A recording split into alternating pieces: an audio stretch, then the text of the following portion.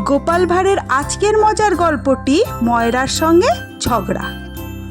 এক ময়রা গোপালকে মাঝে মাঝে রসগোল্লা, সন্দেশ ইত্যাদি ধার দিত, কিন্তু ধার নিয়ে গোপাল কখনো তা শোধ করত না।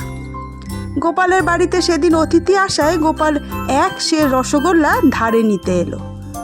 ময়রা ধারের কথা শুনে বলল, আগের বাকি শোধ না করলে 100 কেন, একটা রসগোল্লাও বাকিতে দেওয়া হবে না।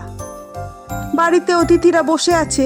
গোপাল ময়রাকে অনুনয় করে বলল, আজকের মতো 1 সের রসগোল্লা বাকিতে দাও, এরপর ধার শোধ না করে আর কখনো বাকি নেব না, আমি ঠিক কথা দিচ্ছি। ময়রা বলল, ভার না ব্যাঙ, তোমার কথা আর ব্যাঙের কথা সমান। তোমাকে বাকি দিয়ে আমি গুক্ষুরি করেছি, তোমাকে আমি আর একটি পয়সার জিনিসও বাকিতে দেব না। ফেলো করি, খাও রসগোল্লা, তুমি কি আমার পর? গোপাল যখন বুঝতে পারলো ময়রা কিছুতেই বাকিতে জিনিস দেবে না, তখন সে দোকানের সামনে দাঁড়িয়ে চেঁচিয়ে বলতে লাগলো, তোমার রসগোল্লার কড়াইতে মরা ইঁদুর দেখে আমি ফেলে দিতে বলেছি, তাতেই তোমার রাগ? ওই দূষিত রসগোল্লা তুমি ভদ্রলোকদের খাওয়াবে? গোপালের কথায় মিষ্টির দোকানের খরিদ্দাররা থু থু করে ফিরে যেতে লাগলো। ময়রা ক্ষেপে গিয়ে গোপালকে বলল, আমার দোকানে দাঁড়িয়ে আমার সর্বনাশ করছো, তুমি তো আচ্ছা অভদ্র হে।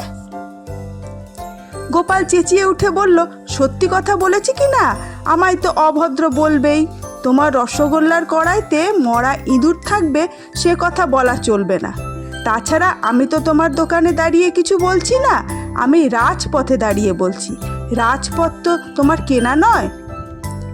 ময়রা শেষ পর্যন্ত বুঝতে পারল যে গোপালের সঙ্গে পাল্লা দিয়ে পারা যাবে না, বরং বেচা কেনা গোল্লায় যাবে। সে তখন গোপালকে অনুনয় বিনয় করে বলল, ভুলে বলে ফেলেছি, এবারকার মতো মাফ করে দাও। তোমাকে বাকি দেবে না কোন শালা, 1 সের রসগোল্লা নিয়ে যাও, বন্ধু হিসাবে আমি তোমাকে উপহার দিচ্ছি, এর দাম দিতে হবে না। গোপাল দেখলো আর নয়, যথেষ্ট হয়েছে। সে ময়রার কাছ থেকে 1 হাঁড়ি রসগোল্লা নিয়ে হাসতে হাসতে বাড়ি ফিরে গেল।